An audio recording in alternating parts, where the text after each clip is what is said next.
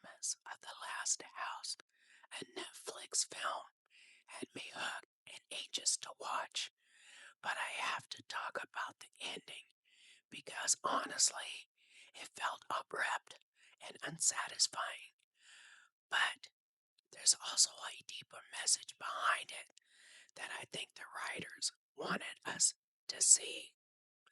A family mysteriously sealed inside their own home with no way out and no explanation of what's happening is a great setup for a psychological thriller.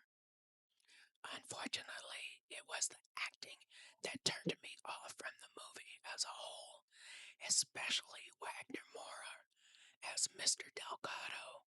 His performance made it difficult for me to connect with the character or take some of his actions seriously. But after seeing the ending, I realized there was more going on here than I initially gave the film credit for.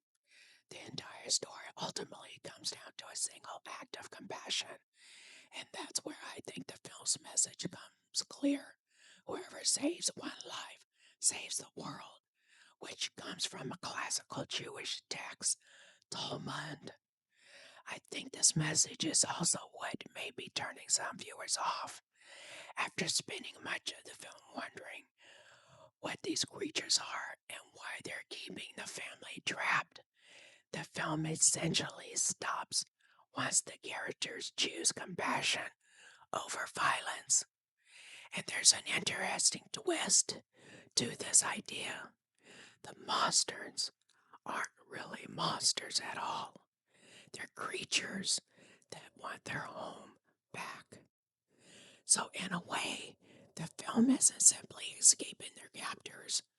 They're being released because someone finally chose not to destroy something they didn't understand. I can see what the writers were going for. I'm just not sure the movie did enough to make that message land. If you saw The Last House, what were your thoughts on it? Let me know in the comments.